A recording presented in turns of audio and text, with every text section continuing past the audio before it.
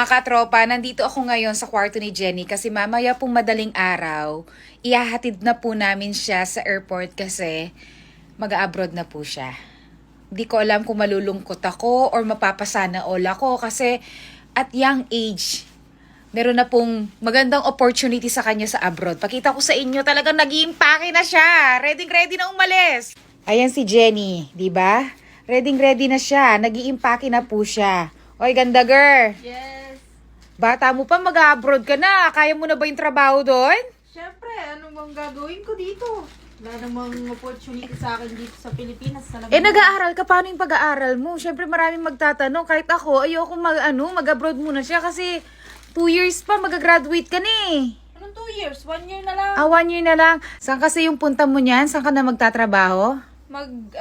Tatrabaho na ako sa Singapore. Wow, grabe. Umaasenso ka na. Hindi ko alam kung malulungkot ba ako sa kanya mga katropa kasi sayang yung pag-aaral niya eh. Sigurado ko na ba talagang sasama ka sa Singapore?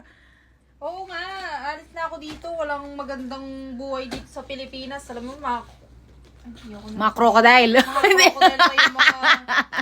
Actually, ito mga katropa, nagulat rin ako na magsi-Singapore siya. Agad-agad, ang bilis niya magdesisyon na magsi-Singapore siya. Talaga ba? Saan yung pag-aaral mo? Uy, hindi na ako mag-aaral. Hindi na ako babalik dito sa Pilipinas. Ba, bakit naman? Paano yung pagbablog ko? Wala na akong i-content sa'yo. Isama mo na lang si Jeremiah sa mga vlog mo. Alis na ako dito. Ganon. So, ayan mga katropa, hindi kami nagjo-joke dito. Mama, anong oras yung flight nyo? 5 a.m. pero aalis na kami dito mga 2, ganyan. Madaling araw, tulog na tulog pa kami. So, ayun, nakakalungkot na balita. Magsi-Singapore na po si Jenny. Pero it's a prank! Magta-travel lang naman, me.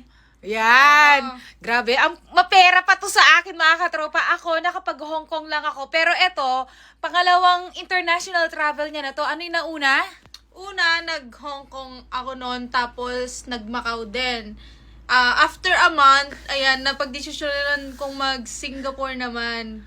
Tapos, pahinga na muna ako, mag-iipon na ako. At hindi na muna ako lalabas ng bansa. Mag-iipon ka na. Oo.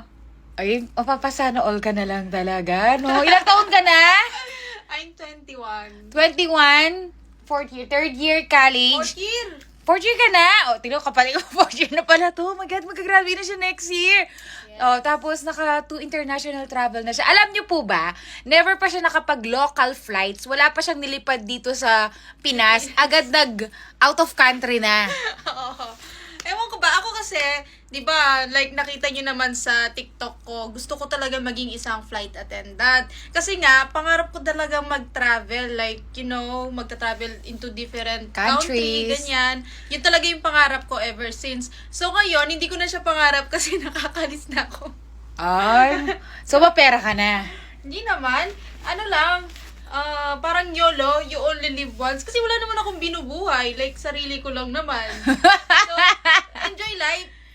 Afford niya na po kasi mag-travel kasi nakakapag-ipon na rin siya dahil nagbebenta-benta na rin po siya sa Black Up katulad ko. Tinuruan ko siya magbenta-benta. Ayun, meron naman pumapasok sa niya na afford niya na mag-international travel. So, ayun. I'm so grateful kasi before talaga, akala ko makakapag out of country ako kapag may work na talaga tapos mag-aral. Pero look at me now, guys. Student pa lang. I can afford to travel na. Sana all. Alam niyo, kung wala akong Junakis ngayon, single ako, kasama nila ako magta-travel. Pero syempre, priority first. Kay Baby Maddie muna yung yung priority ko siya. Ayun. Malay mo naman, pag lumaki si Maddie, naglalakad-lakad na. Oo naman. So, lang kami nun. Enjoy life kami nun with Jusawa. Meron na rin pala siyang Facebook page siya para mas updated kayo sa mga future vlogs niya kasi hanggang ngayon hindi pa siya nag-upload. Baka i-upload niya na yung mga niya SG travel niya. Yan na. Follow niyo siya nandiyan sa comment section So ano masasabi mo? Ano sasabihin ko? Huwag sa'yo, bahala ka dyan. Follow. Follow, guys. Follow, bye-bye.